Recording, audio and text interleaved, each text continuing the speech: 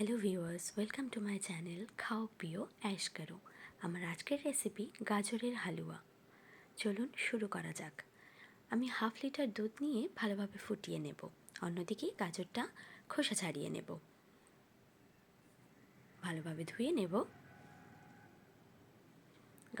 গাজরের হালুয়া বানানোর জন্য গ্রেট করে নিতে হবে। ভালোভাবে গ্রেট করে নিয়েছি।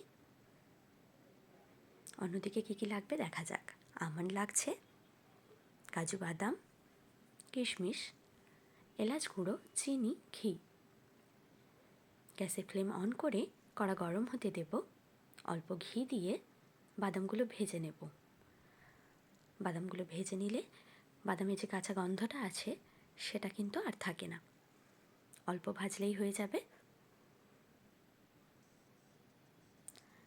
ওই কড়াইতে আরও বেশ কিছুটা ঘি দেব। গাজরগুলো ভালোভাবে ভেজে নিতে হবে। গাজর থেকে বেশ কিছুটা কিন্তু জল বেরোয়। জলটা যতক্ষণ না শুকনো হয়ে যাচ্ছে ততক্ষণই গাজরটা ঘিয়ের সঙ্গে রান্না হতে দেব। ঢাকনা দিয়ে রেখেছি।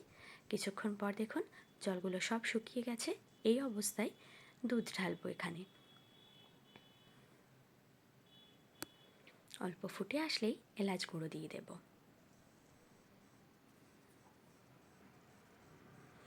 বেশ কিছুক্ষণ নাড়তে থাকবো। চিনি অ্যাড করব। আপনারা আপনাদের স্বাদ মতো চিনি অ্যাড করবেন, যে যেমন মিষ্টি খেতে পছন্দ করেন।